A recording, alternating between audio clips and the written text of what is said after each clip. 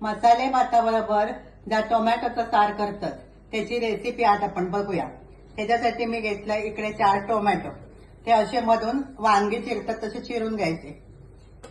नंतर 1 ओली मिरची आणि थोडेसे आल्याचे तुकडे, ओला खोबरा, इकडे फोडणीसाठी राई, हिंग, जिरा आणि कढीपत्ता, थोडासा गूळ, मीठ, कोथिंबीर आणि इकडे मसाले। आता हे टोमॅटो एका भांड्यात घातलेले असतात ते आपण कुकरमध्ये ठेवूया आणि झाकण लावून एका 3 शिट्या काढूया।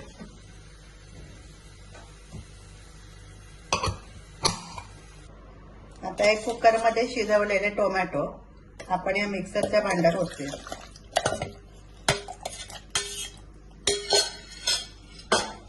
आणि त्याच्यात घालूया 1 ओली मिरची आणि थोडेसे आल्याचे तुकडे,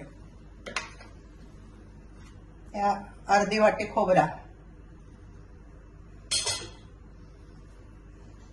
आणि पाणी घालायचा आणि याचा 2 वेळा चांगला रस काढून घ्यायचा।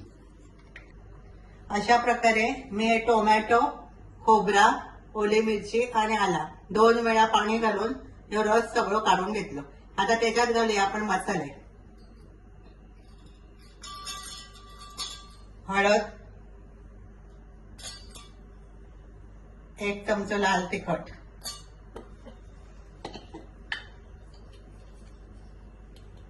चवीप्रमाणे मीठ आणि गूळ ढवळायचा पूर्ण। आणि आता इथे फोडणीसाठी मी ठेवलंय गॅसवरती पॅन, त्याच्यामध्ये 1 चमचा तूप घालायचं। आता तूप टाकला की त्याच्यात घालायचे ही राई, जिरा, हिंग आणि कढीपत्ता।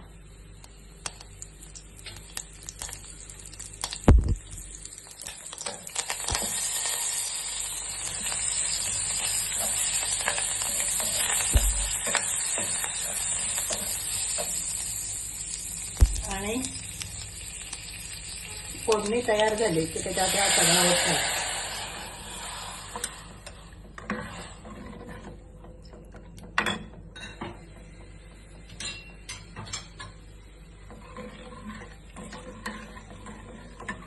एका चांगली उकळी काढायची। याच्यामध्ये तिखट, मीठ याचं प्रमाण तुम्ही तुमच्या आवडीप्रमाणे कमी जास्त करू शकता। आता या टोमॅटोचा सार उकळला, आता त्याच्यात घालूया थोडीशी कोथिंबीर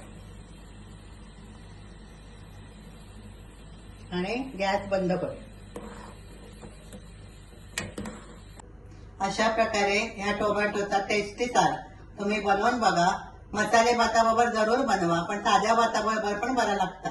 आणि ही रेसिपी तुमका आवडली तर लाईक करा, शेअर करा, सबस्क्राईब करा।